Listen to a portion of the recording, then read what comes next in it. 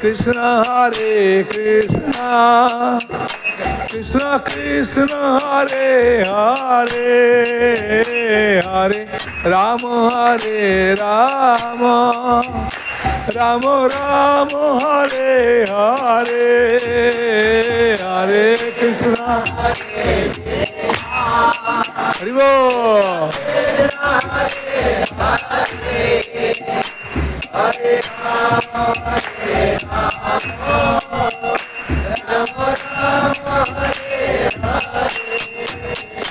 Hari Bol Hari Bol Hari Bol Prabhupada Prabhupada Ananda Shri Advaita Gadadhara Shivasadi Gaur Bhaktavinda Hare Krishna Krishna Krishna Hare Hare Hare Rama Rama Rama Hare Hare Om Namo Bhagavate Vasudevaya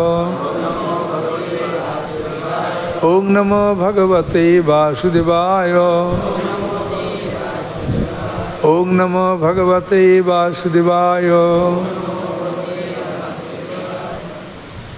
Narayanam Namaskritam Narang Chaiva Narottamam Deving Saraswatim Vyasam Tato Jayamudiraya Nashta Prasya Vedresha Nityam Bhagavata Shivaya Bhagavatam Uttama Sulaka Bhaktir Bhavati Nishtakhi Mukam Kardi Vachalang Pangulangayate Grim Jati Patang Mande Shri Gurudinatainam Paramananda Madhavam Shri Chaitanya Istamam Tatsat Nama Om Vishnu Padaya Krishna Peshtaya Bhutale Shrimate Bhakti Charu Saminiti Namine Snigdha Cheta Shupaneta Bhaminam Charasapitam Prabhupada Gata Pranam Nami Bhakti Charu Padam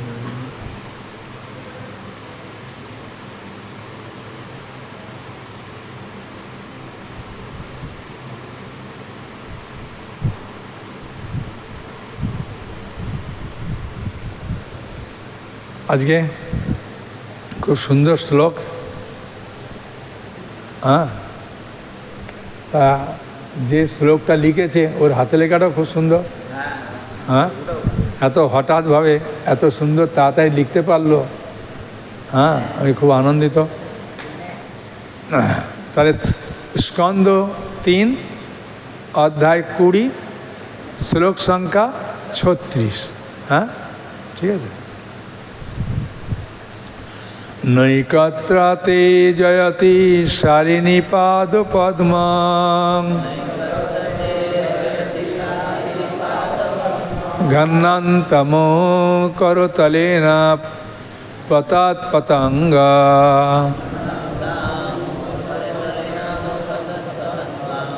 মদ্দং বিষীদতি বৃহস্তন ভারো ভীতং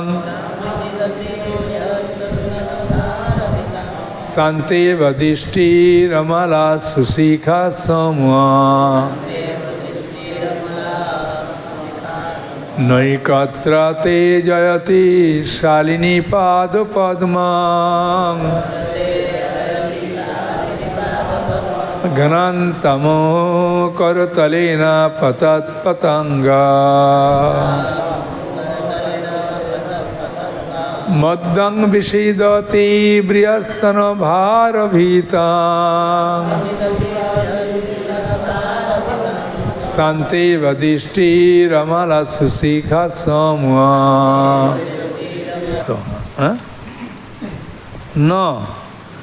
না একত্র এক স্থানে তে তোমার জয়তি স্থিরভাবে অবস্থান করে শালিনী হে সুন্দরী রমণী পাদ পদ্মম চরণ কমল ঘ্নন্তা আঘাত করে মুহু বারবার করতলে না করতলের দ্বারা পতৎ লাপাচ্ছে পতঙ্গম কন্দুক মধ্যম কোটি বিষদতি শ্রান্ত হয় বৃহৎ পূর্ণ বিকশিত স্তন তোমার স্তনের ভারের দ্বারা ভীতম ভারাক্রান্ত শান্তা ইব যেন পরিশ্রান্ত হয়েছে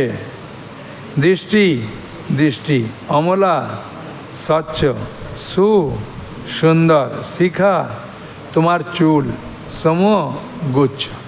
হ্যাঁ, তো এই শ্লোকের অনুবাদ, হে সুন্দরী, তুমি যখন বারবার তোমার করতলের দ্বারা কন্দুকটিকে মাটিতে আঘাত করছো, তখন তোমার চরণকমল এক জায়গায় স্থির থাকছে না। তোমার পূর্ণ বিকশিত স্তনের ভারে যেন তোমার কটিদেশ শ্রান্ত হয়েছে এবং তোমার স্বচ্ছ দৃষ্টির মন্ত্র রয়েছে। আহা, তোমার সুন্দর কেশোদাম কি শোভা বিস্তার করছে। তাৎপর্য, অসুরেরা সেই রমণীটির প্রতি পদক্ষেপে সুন্দর অঙ্গভঙ্গি দর্শন করছিল। এখানে তারা তার পূর্ণ বিকশিত পয়োধরের বিক্ষিপ্ত কেশোদামের এবং সেই কন্দুক নিয়ে খেলার সময় তার চঞ্চল গতি প্রশংসা করছিল। প্রতি পদক্ষেপে তারা তার রমণী সুলভ সৌন্দর্য উপভোগ করছিল এবং সেই সৌন্দর্য উপভোগ করার সময় তাদের মন যৌন বাসনার দ্বারা উত্তেজিত হয়েছিল। পতঙ্গ যেমন রাত্রির বেলায় আগুনের প্রতি ধাবিত হয়ে মৃত্যুমুখে পতিত হয়, তেমনি অসুরেরা সুন্দরী রমণীর কন্দুক সদৃশ স্তনযুগলের আন্দোলনের শিকার হয়। সুন্দরী রমণীর বিক্ষিপ্ত কেশ কামার্ত অসুরদের হৃদয়ে জর্জরিত করে। বুঝেছেন? এটা ভাগবতম ক্লাস না ব্রহ্মচারী ক্লাস, কোনটা দেব?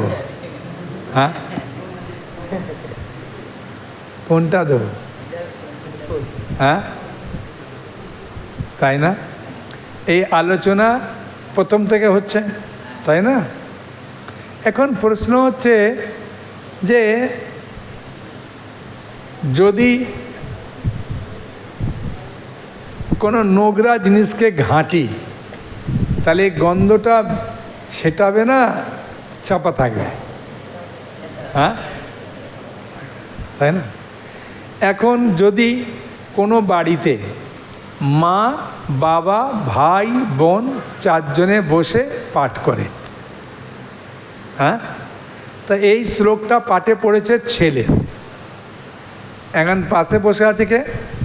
মা আছে, বাবা আছে, বোন আছে, ঠিক না? তখন এই শ্লোকটা তো ভাগবতের শ্লোক পাঠ করবে, তখন তার মনে কি উদয় হতে পারে? তখন মনে হবে যে ভাই রে ভাই, ভাগবতে এইরকমভাবে এইরকম আলোচনা আছে। হ্যাঁ, ঠিক না? মন হবে কি না? এখন প্রশ্ন হচ্ছে এই কথাগুলো ভাগবতে কেন দিচ্ছে? হ্যাঁ, বুঝেছেন? সাধন ভজনের সিদ্ধি লাভ করার জন্যে যায় কারা? সাধুরা যায়, পুরুষ মানুষ যায়, মহিলারা সাধন ভজন করার জন্যে যায় না। হিমালয়েও যায় না, আর হরিদ্বারেও যায় না সাধন ভজন করার জন্য। কারা যায়? পুরুষ মানুষরা যায়। কারণ মায়েদের একটা স্থান আছে। কি স্থান আছে? ছোটোবেলায় বাবা মার কাছে থাকবে, তারপরে বড়োবেলায় পতির কাছে থাকবে, তারপরে পতি না থাকলে কার কাছে থাকবে? ছেলের কাছে থাকবে। ওদের বলেনি যে তোমরা তপস্যা করো, তোমাকে এই করতে হবে, ওই করতে হবে, এরকম কোথাও উল্লেখ নেই। উল্লেখ কাদের জন্য আছে? আমাদের জন্যে আছে, তাই না? এখন মনে প্রশ্ন আসবে, ভাগবতে ভাই এইরকম দিচ্ছে, হ্যাঁ, এই সৃষ্টিটা কে করেছে? ব্রহ্মা করেছে, বুঝেছেন? ব্রহ্মা করেছে। এ তো আলোচনা আপনারা প্রথম থেকে শুনেছেন, আমি আর আপনাদেরকে কি বলবো। ব্রহ্মার সৃষ্টি প্রথমে স্বয়ম্ভু মনুকে করলেন, শতরূপা স্বয়ম্ভু মনু তাদের মিলনের মাধ্যমে সন্তান সৃষ্টি করা চালু করলেন। হ্যাঁ, যে সন্তান এইভাবে হবে চালু করে দিয়েছে, ঠিক আছে? চালু করার পরে সৃষ্টি নিয়ে বলবে কি, তখন 5 থেকে 12 অধ্যায় পর্যন্ত বলার পরে তারপরে তো হঠাৎভাবে বরাহদেবের আলোচনায় চলে গেছে।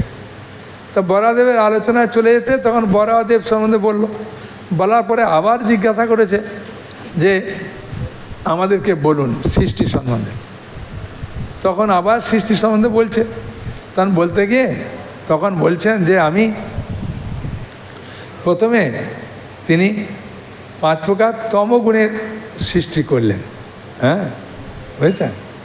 তা সৃষ্টি করার পরে তার মনে একটা চিন্তা হলো, আমি এরকম তৈরি করলাম, এটা তো ঠিক নাই।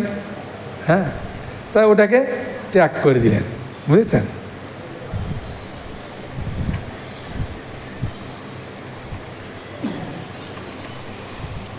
এক মিনিট, ওই শ্লোকটা না দেখে বললে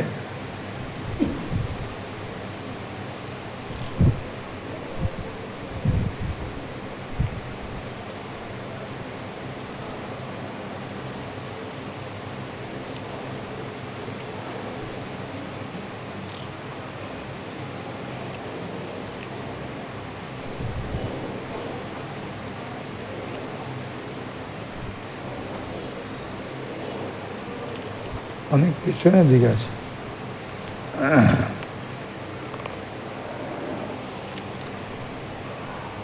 যখন সৃষ্টি করলো তমগুণের, তখন তৈরি করার পরে তখন চিন্তা করলেন না না না, এটা তো আমার ঠিক হয়নি।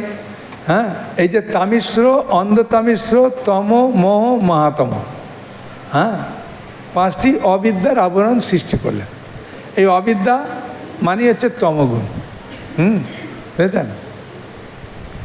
আমরা বলি না, প্রেম ভক্তি যা হইতে, বলুন, অবিদ্যা বিনাশ যাতে, বেদে গায় চার চরিত। এই অবিদ্যাটা হচ্ছে তমগুণ। এই তমগুণ 5 প্রকার সৃষ্টি করে, তামিশ্র, অন্ধতামিশ্র, তম, মোহ, মহাতম তৈরি করার পরে ব্রহ্মার মনে হলো না না, এটা তৈরি করলাম, ত্যাগ করে দিই। হ্যাঁ, তাই এখানে ব্রহ্মা বলছেন দেহ ত্যাগ করেছে। আমরা কি তারপরে শুনেছি শ্রীল শ্রীধর স্বামী কী বলছে, আমরা কোনো খারাপ কাজ করলে সেটা দেহ ত্যাগ করবো না, কি করবো, আমাদের মনোভাব ত্যাগ করবো। সেটা শ্রীধর স্বামী বলছেন ব্রহ্মা তার মনোভাব ত্যাগ করেছে। আমরা আমাদের মনোভাবটা ত্যাগ করতে পারি। হ্যাঁ, খারাপ জিনিস যখন আসবে মনের চিন্তা, সে মনোভাবটা আমরা ত্যাগ করতে পারি। তার মানে এই নয় যে আমি ভাই এই দেহটা এরকম হয়ে গেছে, আত্মহত্যা করে ভাই দেহটা ত্যাগ করে আবার একটা দেহ পাবো, হবে না, সেটা এখানে বলছেন। তা সেই দেহ ত্যাগ করার পরে তিনি চিন্তা করলেন যে না, এরম তো করা উচিত হবে না। হ্যাঁ, তারপরে ক্রমান্বয়ে যক্ষ রাক্ষসরা, হ্যাঁ, রাত্রি ওটা ত্যাগ করে রাত্রিকে গ্রহণ করলো, যক্ষ রাক্ষস হলো। যক্ষ রাক্ষসদের তখন দেখছে যে ভাই এরাও তো বিপজ্জনক, তখন তিনি সত্যগুণের প্রকট করলেন, করার পর দেবতাদের তৈরি করলেন, তারা দিনকে গ্রহণ করলেন। তারপরেতে ওটা ত্যাগ করার পরে সন্ধ্যাকে তৈরি করলেন, রাক্ষস সৃষ্টি হলো। সেই রাক্ষসরা সন্ধ্যাকে দেখে, মেন কথা হচ্ছে এই শ্লোকগুলো হচ্ছে, এই যে শ্লোকগুলো বলছে এটা কাল্পনিক, ঠিক আছে, এগুলোর বাস্তব কোনো রূপ নেই। হ্যাঁ, বুঝেছেন, কাল্পনিক করছে। হ্যাঁ, যে যেমন সন্ধ্যাকে দেখে মনে হচ্ছে, এই মেঘকে দেখে মনে করছেন এত সুন্দর রমণীর চুলটা, এটা দেখে মনে হচ্ছে কোমরটা খুব সুন্দর। হ্যাঁ, বিভিন্ন জিনিস দেখে কন্দুক নিয়ে খেলা করছে, তখন তার হাত পা নড়ছে, শরীরটা নড়ছে, হ্যাঁ, স্তনযুগল নড়ছে, এসবগুলো মানে এগুলো দেখাচ্ছে। এগুলো যারা রজগুণের তারা ওই রকম দেখে, বুঝেছেন। এই মন্দিরে এসে, হ্যাঁ, যদি কেউ পেটুক হয়, ও দেখবে এখানে প্রসাদ বলে নাকি ভালো পাওয়া যায় রে, আগে প্রসাদরা কোথাও দেখতো, তারপরে খেয়ে দিয়ে মন্দিরে ঢুকবে কি না। হ্যাঁ, যে মনে করুন ফুল বাগান দেখতে চাইবে বাইরে, আর এখানে গার্ডেন আছে বলছিল, দেখি, যে ভগবানকে রূপ দেখবে সে সঙ্গে সঙ্গে বলে চল চল আগে ভগবানকে দেখি কত সুন্দর সাজিয়েছে। হ্যাঁ, মানে যার যেমন মনোভাব সেই অনুযায়ী আমরা ধাবিত হই। সোজা কথা, এইখানে যে রজগুণের প্রভাব হচ্ছে কাম, তাই রজগুণের প্রভাব যখন হয় তখন কাম দৃষ্টিতে সবাইকে দেখছে। হ্যাঁ, যে এরকমভাবে ভোগের বস্তুর প্রতি আকৃষ্ট হচ্ছে। জয় শ্রী শ্রী তাই সুন্দর গৌরী কি জয়। হ্যাঁ, কারণ এই জগতে জয় শ্রী শ্রী রাধা বৃন্দাবন মোহন কি জয়, ললিতা বিশাখা দেবী কি জয়। এই জগতে সবাই ভোগের বস্তুর প্রতি আসক্তি। কেন? না, আমরা তো ভোগ করার জন্যই এই জগতে এসেছি না। কী জন্য এই জগৎটা এলাম? ভোগ করার জন্য এসেছি। ওই জন্য ভোগের প্রতি আমাদের স্বাভাবিকভাবে আসক্তি আছে। হ্যাঁ, বুঝছেন? সেই আসক্তিটা কি করে ত্যাগ হবে? সেই আসক্তিটা ত্যাগ হবে আমি ছিন্নতাং সকতা কৃষ্ণ পুণ্য শ্রবণং কীর্তন হৃদয়ন্তস্ত অভদ্রাণী বিদুনতি শ্রীৎসতাম। এই শ্লোকের তাৎপর্যে পড়ছিলাম যে স্বাভাবিকভাবে আমাদের কামিনী আর কাঞ্চনের প্রতি লোভ যাবে, টাকা কড়ি আর নারীর প্রতি আমাদের মন স্বাভাবিক কারণে যাবে। সেখান থেকে উদ্ধারের উপায় কি? বলছে একমাত্র যদি তুমি সাধুগুরু বৈষ্ণবের মুখ থেকে শ্রবণ করো।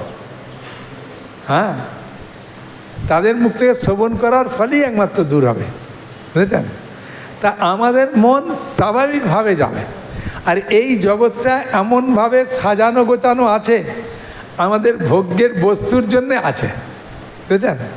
হ্যাঁ, আমাদের শ্রীশ্রীমৎ ভক্তি পুরুষোত্তম মহারাজ বলছিলেন যে কোনো একটা ছেলে ভগবানকে প্রণাম করছে, দেখার পরে প্রণাম করছে, আর তার পাশ দিয়ে একজন মাতাজি নপুর পরে আওয়াজ দিয়ে চলে গেল। ও তাড়াতাড়ি করে উঠে ওইটাকে দেখছে, বলছে ও মনে করছে যে ভগবানের থেকে মনে হচ্ছে ওই সৌন্দর্যটা বেশি নাকি। হ্যাঁ, এতদিন ধরে নপুরের আওয়াজ দেখলে বা দেখলে ওইটার দিকে মন স্বাভাবিক কারণে যাচ্ছে। কারণ কি?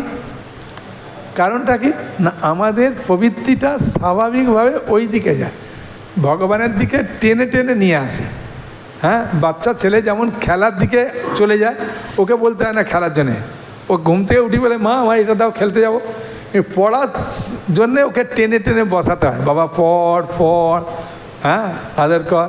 আমাদেরও মন সেরকমভাবে স্বাভাবিক কারণে খারাপ দিকে যায়, হ্যাঁ, ভালো দিকে যায় না। আর এই জগৎটা সাজিয়েছে ঠিক এইরকমভাবে, হ্যাঁ, যাতে আমাদের মন আকৃষ্ট হবে রাস্তাঘাটে চলতে ফিরতে সব জায়গায়। হ্যাঁ, আমাদের ভক্তি বিজয় ভাগবত মহারাজ একটা হাসির কথা বলে। একজন চাষা, রাত্রে বৃষ্টি হয়েছে, সেই বৃষ্টির লোভে তাড়াতাড়ি করে নাঙল নিয়ে মাঠে গেছে চাষ করবে, যে জল চলে যাবে। হ্যাঁ, তাই চাষ করছে, খেয়ে দিয়ে যায় না। হ্যাঁ, তাই গরুকে নিয়ে তাড়াতাড়ি করে চলে গেছে, চাষ করছে। হঠাৎ একটা সুন্দরী মহিলা এসে বলছেন, হে চাষা ভাই, আমার বড় ইচ্ছা তোমাকে বিয়ে করতে। চাষা বলতে কি বললে আরেকবার বলো? বলছে আমার ইচ্ছা তোমাকে বিয়ে করার। তখন চাষা ওই নাগল গরু ওইখানে ছেড়ে দিয়ে তাড়াতাড়ি করে, হ্যাঁ, গায়ে কাদাটা ছিল না, ধুয়ে টুয়ে ধুতি আর পাঞ্জাবি পরে কিছু টাকা নিয়ে তাড়াতাড়ি চলে এসছে। হ্যাঁ, এসে বলছে চলো ব্রাহ্মণের কাছে। তখন ব্রাহ্মণের কাছে যখন গেছে, তখন ব্রাহ্মণ মন্ত্র বলার জন্যে এসেছে। আসার পরে বলছে ওর হাতের হাতটা তোমার হাতে থাকবে না, আমার হাতের সঙ্গে থাকবে। বললে মানে? বলছে তুমি খাওয়াবে কি এত সুন্দরী নারীকে? আমি পূজা টুজা করতে যাই, ফল ফুল কত পাই, হ্যাঁ, দক্ষিণা পাই, চাল কলা মিঠাই কত পাই, ওকে খায়ে টায়ে ওকে সুন্দর করে রাখতে পারবো, সেই নিয়ে হাতটা আমি ওর হাতে দিয়ে মন্ত্র বলবো। বলছে সর্বনাশ, আমি চাষ করতে করতে এলাম, ও তো আমাকে বলেছে বিয়ে করবো, তোমায় বলেছে নাকি? বলছে না, ও যা সুন্দরী আমি বিয়ে করার উপযুক্ত, তুমি চাষি ভাই, সেই কবে একবার মালপত্র পাবে, ওকে আর করে কী লাভ। তখন বলার পরে ঝগড়া হয়ে গেছে, রাজার কাছে গেছে। রাজা বলছে হ্যাঁ, মন্ত্র যখন পড়ার জন্য পূজারি চলে এসেছে, কোনো চিন্তা নেই, চাষাও চলে এসছে, ও সাক্ষী থাকবে, হ্যাঁ, আমার হাতের সঙ্গে হাত মিলিয়ে বিয়েটা হয়ে যাবে। তখন চাষা চিন্তা করছে সর্বনাশ, কার কাছে এলাম রে ভাই, এর কাছে এলাম, ও ব্রাহ্মণ নিল, ব্রাহ্মণ এখন চিন্তা করছে, হ্যাঁ, বলছে এর যে কাপড় টাপড়, এর যা খরচা, তোমরা পারবে না ভাই, আমি রাজা মানুষ, আমিই পারবো, তাই বিয়েটা আমিই করবো। তখন বলার পরে তখন এখন মহিলাটা বলছে এখন তিনজনের মধ্যে ঝগড়া হবে, তাই আমাকে যে ধরতে পারবে সে আমাকে বিয়ে করবে।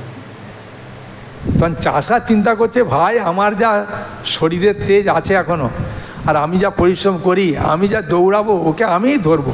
ঠিক আছে, রাজি হয়ে গেল। ব্রাহ্মণ চিন্তা করছেন ভাই, আমি প্রতিদিন সকালবেলা আগে পাকা কাঁঠালি কলা দুটো খেয়ে তারপরে বেরোই, আমার পেটে কাঁঠালি কলার শক্তি আছে, হ্যাঁ, আমি ছুটে ছুটে পূজা করতে যাই, এই বাড়িটা হলে ওই বাড়িটা, ওই বাড়িটা হলে ওই বাড়িটা, আমি পারবো। রাজা চিন্তা করছে ভাই, আমি মর্নিং ওয়াকে যাওয়ার আগে বাদাম মানে ভেজানো আর ছোলা ভেজানো খেয়ে দিয়ে যায়।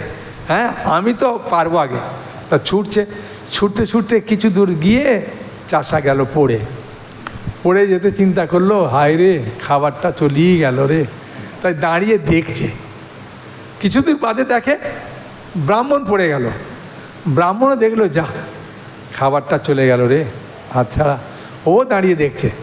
তখন রাজা বলছে, এখন তো আর দৌড় প্রতিযোগিতায় কেউ নেই, আমি আছি, এখন মালাটা তোমায় দেবো, চলো। তখন তবু ছুটছে। তা রাজা বলছে, দাঁড়াও তো, তোমার সঙ্গে কথা আছে আমার। হ্যাঁ, বুঝেছেন? সেই কথা বলতে গিয়ে কথা বলছেন। আমরাও এখানে দেখতে পাচ্ছি যে এই সুন্দরী রমণীর প্রতি আকৃষ্ট হয়ে যখন পাচ্ছে না, তখন বলছে, এ সুন্দরী বালিকা, তুমি কে? তুমি কার পত্নী, কার কন্যা, আর কি উদ্দেশ্যে তুমি আমাদের সম্মুখে এরকম প্রকট হয়েছ? এখন খুলে বলো তো শুনি।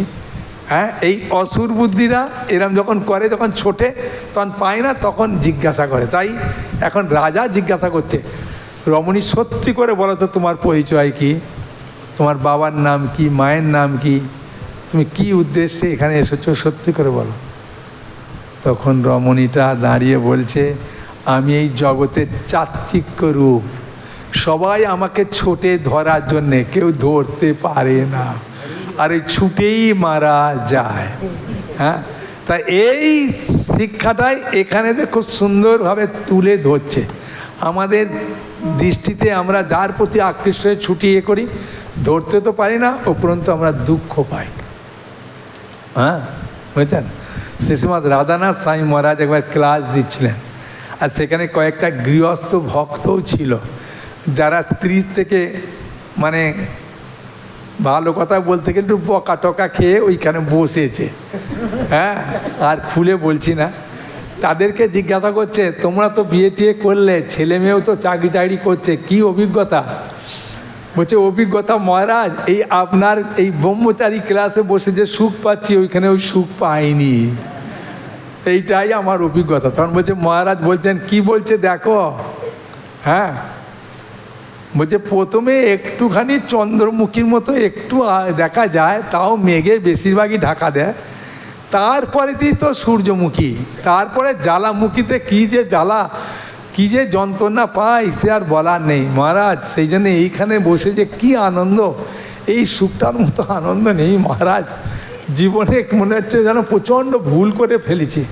হ্যাঁ, তা এই ভুলটা আমরা শুধু করি না, সবাই করে। আমাদের মন এই দিকে যায়, কারণ কি, আমাদের মন, আমরা এই জগতে এসেছি না ভোগ করার জন্যে, মানে ভালো খাবার পেলেও আমাদের সেটা না খেয়ে অন্য দিকে আমাদের মন যায়। বুঝেছেন? একটা হাসির কথা বলি। একটা ছেলে দুর্গাপুর মন্দিরে ছিল। ওই ছেলেটা কি কেন আমি ভালোবাসি তাও বলছি, ও গেলে আমাকে ভালো করে খেতে দিত, সোজা কথা। রাজভোগের প্রসাদ এনে আমাকে দিত। হ্যাঁ, ও যেহেতু একটুখানি সামান্য উঁচু পদে ছিল, সেই জন্য এই রাজভোগে কমলাপতিবাবু এসছে, নিয়ে যাবো, সেই জন্য গুছিয়ে টুচিয়ে নিয়ে আসতো। এসে বলতে, প্রভু কিছু হরিকথা বলুন, এ বলুন ও বলুন। তারপরে মনোমালিন্য করে মায়াপুর গেছে। মায়াপুর গিয়ে বলছে, প্রভু কোন ডিপার্টমেন্টে গেলে আমি সুখ পাবো বলুন, আমি কি সুখ পেতে চাও? বলছে, একটু রিল্যাক্সে থাকবো, হ্যাঁ, খাবো দাবো, ঘুরবো, অল্প সেবা। হ্যাঁ, এসে আমাকে যা জ্ঞানটা দিল, ওইটা আমাকে খুব ভালো লেগেছে। পরচর্চা পরনিন্দা এসব শুনবো না। হ্যাঁ, চুপচাপ থাকবো। হ্যাঁ, শুধু বই পড়বো, খাবো দাবো, যে সেবাটা করবো, এইরকম একটু সুখে থাকতে চাই। কোন ডিপার্টমেন্টটা আছে বলুন? আমি সংকীর্তন তো আমি বুক ব্যাগ টেনেছি ভাই, সকাল 10টায় নাবি আর 5টা 6টায় আসি, এটা তুমি পাবে না। কিন্তু যদি ব্রহ্মচারী থাকতে হয়, এই ডিপার্টমেন্টটা ভালো। কিন্তু হ্যাঁ, বেশি পোশাক পরিচ্ছদও থাকবে না, কাপড়ের ভাঁজ যে কোথায় যায় আর কখন যায়। হ্যাঁ, বুঝেছে? যখন মেঘালয়ের দিকে গেলাম, 1 বাকেট জলেতে ওইটাতেই কাপড় ধুলাম। হ্যাঁ, 3 সেট কাপড় ছিল, ওই 1 বাকেট জলেতেই ধুয়ে নিলাম। হ্যাঁ, ওই ধোয়ার পরে ওই জলটা দিয়ে বাথরুম করলাম।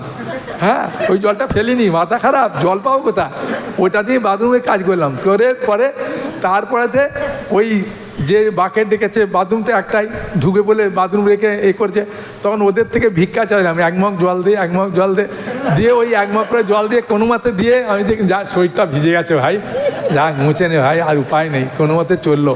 জলেরও টান আর এ টান, বুঝেছ? ওইখানে কাপড়ের ভাঁজ আর কী দেবো, কোনো মতে শুকালে ওইটা কি কোনো মতে পড়তে হয়। তা এই ব্রহ্মটা একটা সুবিধে গন্ধ। তখন ওকে বলছি, দেখো তোমার ভাই, তুমি যদি বলো যে সংকীর্তন তাহলে এরকম আছে, বলছে না না, মায়াপুর থাকবো, গঙ্গা স্নান করবো, হ্যাঁ আসবো, এরমভাবে ব্রত টত পালন করবো, এরম সুখের একটা বলুন। তখন আমি বললাম, আপনি যখন বললেন এই পরচর্চা পরনিন্দা করবো না, তাহলে একটু দূরে থাকতে হবে, এমআইয়ে যেতে হবে, ওইখানেতে পড়াশোনাই ব্যাপার, আর ওইখানেতেই থাকুন, হ্যাঁ, আর ওখানটা ভালো, ওদের আলাদা কিচেন আছে, কখনো কিছু বললে করেও দেবে। তখন বলছে তাহলে তো ভালো। এমআইয়ে গেছে, 3-4 মাস 5 মাস থাকার পরে বলছে, প্রভু এখান থেকে মন্দিরে আসতে কি কষ্ট, আবার যেতেও খুব কষ্ট, তাই মন্দিরের কাছাকাছি কোনো ব্রহ্মচারী বিল্ডিংয়ে এসব থাকবো, কোনো সেবা টেবা হলে ভালো হতো। হ্যাঁ, আমি তখন হাসতে হাসতে বলছি, এখানে কিন্তু এই ভক্ত ওর নামে নিন্দা করবো, ওর নামে নিন্দা করে শুনতে হবে। হ্যাঁ, বলছে না আমি শুনবো না, আমি সঙ্গে সঙ্গে চলে যাব, হ্যাঁ রুমে থাকবো, হ্যাঁ গিয়ে শুয়ে পড়বো, হ্যাঁ শুয়ে পড়লে পাবো, নিন্দা টিন্দা শুনতে হয় না, ওই জন্য ঘুমালে আমার কাজটা ভালো হয়। আমি সব ভালো ভালো বুদ্ধি। তা না, বলছি ওইখানেতে কী সেবা? বলছে ওখানে সেবা কি, ওই অফিসে কিছুক্ষণ সেবা আছে, হ্যাঁ তারপরে আমি খাওয়া দাওয়া। বলছে প্রভু আমার তো এটা সহ্য হয় না, ওখানে আলাদাভাবে বললে একটু করে দেয়। আমি বলছি আমাদের এখানে কিচেনে যাওয়া হবে, তাই খেতে হবে, বুঝেছেন? দাম কোনটা কম রে? বলছে মূলোটা। বলছে মূলো চচ্চড়ি করে দেওয়া আছে, হ্যাঁ ওই সজনা ডাঁটার দাম যখনই বলবে 3টে 20 টাকা, বলবে আনতে হবে না, যখন ঝরে পড়বে ওইগুলো তখন কেনা হবে। হ্যাঁ, তা কোন দ্বারে যাই বল।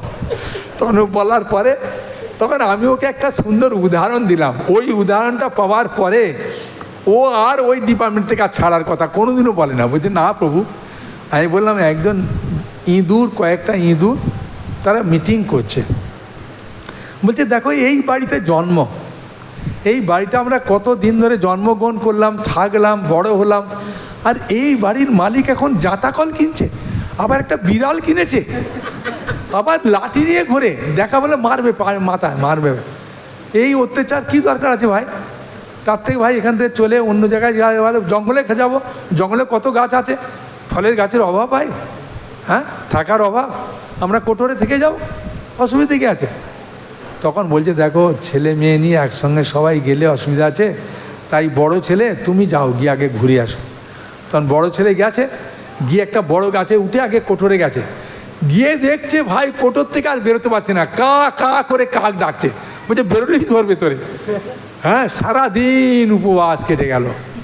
তারপর রাত্রিবেলা বেরোবে, দেখে পেঁচা, বলছে সর্বনাশ, ওখানে তো তবু কোনো মতে ঘুরে ফিরে খেতে পারতাম না, এলে টুক করে যেতে পারতাম, রাস্তাঘাটগুলো জানতাম, এখানে তো কিছুই জানি না যে কোন গাছে ফল আছে না আছে, এখানে তো কাকের অত্যাচার আর রাত্রিরে পেঁচা, কী করি রে ভাই?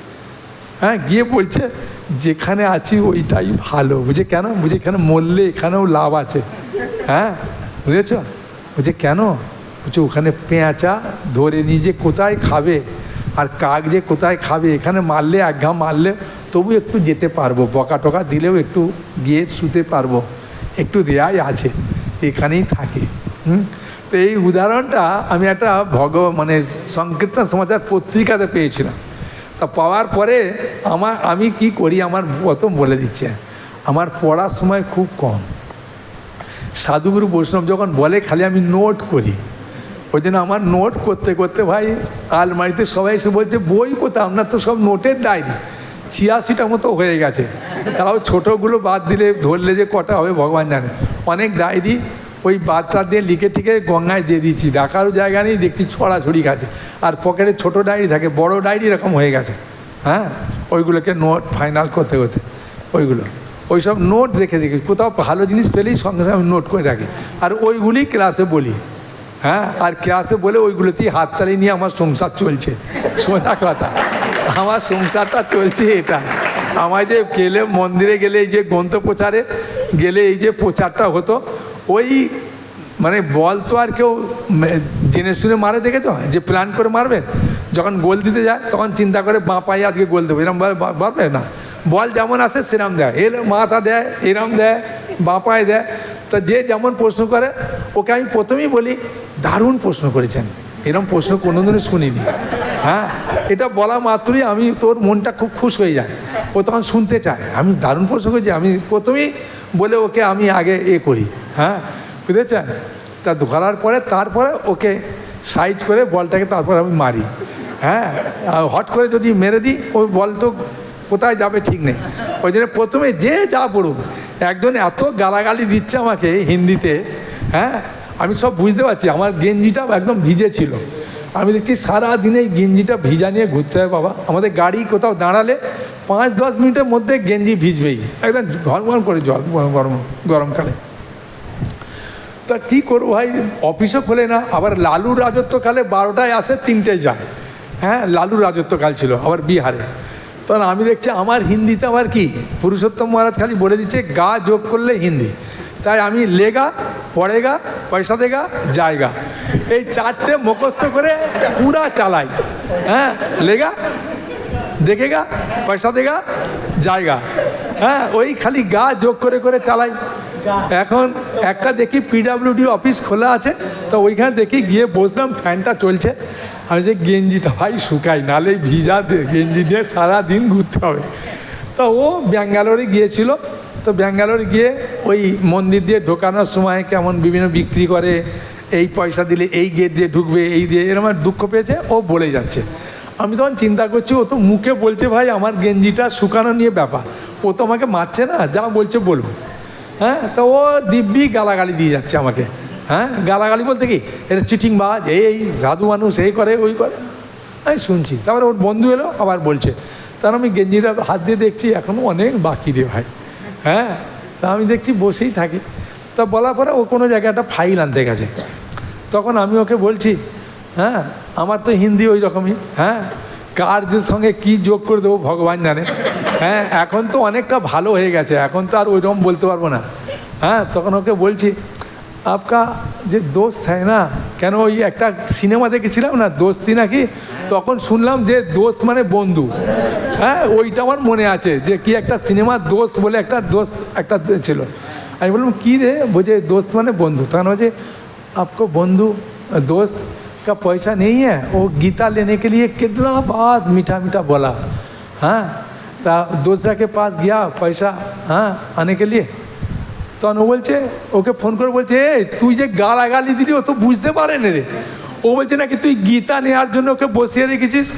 বলছে এটা গীতা নেওয়ার জন্য কত সুন্দর সুন্দর কথা বললো।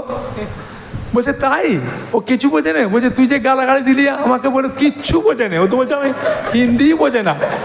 হ্যাঁ, বলছে তোর কাছে 100 টাকা আছে? বলছে আছে। বলছে ওকে নিয়ে ভাগ দে। তো আমাকে 100 টাকা দিল, বিলটা লিখলাম। বলছে যাই পণ্ডিত যাই। আমি ঠিক আছে। আমি দেখছি গেঞ্জিটা কিছুটা শুকিয়েছি ভাই, চল।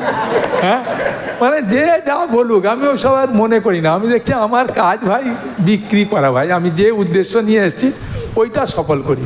আর কেউ যে কোনো কেউ যা কিছু বলুক, একটা বুড়ো মানুষ বলছে সাধু হয়েছো না চিটিং করতে এসছো, তোমাদের ক্যাসেটটা নিয়ে আমাকে এমন ঠকালো, এই করলো ওই করলো। আমি শুনছি, শোনার পরে বলছে আপনি এত সুন্দর কথা বললেন, আমি কিন্তু মন দিয়ে শুনলাম। বলছে তাই আমি সুন্দর বললাম? আমি বললেন না, আমি তো দেখলাম খুব সুন্দর কথা বললেন আমাকে, আমি কিন্তু মন দিয়ে শুনেছি। আমি যা বলবো আপনি মন দিয়ে শুনবেন? আপনি এত কথা বলছেন, আমি একটা কথা বলবো, শুনবেন কি বলুন? আগে কথা দেন যে আমি শুনবো, শুনে আমার কথা রাখবো, বলুন। তখন ও বুঝতে পারেনি যে সাধু কি বলবে। তখন বলার পরে আমি বলছি আপনি যে এত সুন্দর কথা বললেন আমি শুনলাম, আমার একটা কথা শুনুন, এই গীতাটা ধরুন আর বাড়িতে রাখবেন। নামটা বলুন, নামটা বলুন, নামটা বলুন। বলছি নামটা বলুন মানে? আমি বিল লিখছি তো, নামটা বলুন। বলছে আমি গীতা নেবো না তো। আমি বলেছি না, আমি একটা কথা বলবো আপনি শুনবেন বলেছেন, তা কেন শুনবেন না? শুনুন, রাখুন, নামটা বলুন। তখন আমার মুখের দিকে দেখে বলছে নামটা বললো, লিখে আমি বলছি না। তখন নেওয়ার পরে আমায় বলছে আমার একটা দোকান আছে, কোনো দোকানদার যদি কোনো কাস্টমার এসে বলে আপনি এই দাম নিচ্ছেন, আমার দোকানে কম দাম, আমি সঙ্গে সঙ্গে বলি যান ওই দোকানে যান, আমার কাছে কেন এসছেন? আপনার কাছ থেকে আমি বিজনেস টেকনিকটা শিখলাম ভাই। ওরে বাবা, কি ট্রেনিং দিয়ে বিদেশিরা পাঠিয়েছে আপনাকে। হ্যাঁ, গালাগালি দিলাম, বললেন খুব সুন্দর কথা বললেন, আরও বলুন ভালো লাগছে। তারপরে বললেন একটা কথা রাখুন, গীতাটা দিয়েই দিলেন। আমি জীবনে গীতা নিতাম না, হ্যাঁ যা আমাকে দিতেই হলো গীতার টাকা। হ্যাঁ, তো ব্যাপারটা হচ্ছে কি, আমাদের যে উদ্দেশ্য নিয়ে আমরা মন্দিরে এসেছি ওইটা যদি ভুলে যাই তাহলে আমাদের কপালে দুঃখ, বুঝেছেন? আর এই রজগুণের প্রভাব এলে এরমভাবে মন যাবে। হ্যাঁ, সেই জন্যে রজগুণ কখন এসছে? সন্ধ্যার সময় এসছে, বিভিন্ন সময়ে আসে। আমাদের শরীরটা রজ সত্ত্ব তমগুণ দিয়ে তৈরি। যেমন ভাতের হাঁড়িতে চাল দিলে যেমন তাপ দেবে, চালটা উঁচু নিচু করে না, সেরকম আমাদেরও মনে রজ তমগুণ সত্ত্বগুণ আছে না। কখনো দেখবেন ভগবানকে দেখে খুব ভালো লাগছে প্রণাম করতে, খুব সুন্দর লাগে। কখনো মনে হচ্ছে তো চল হয়েছে চল হয়ে গেছে, প্রণাম করে নিয়েছি, হ্যাঁ আমার সই হয়ে গেছে। হ্যাঁ, মন্দিরে নালে গেলে বলবে কি তুমি গুরু পূজা এসেছিলে?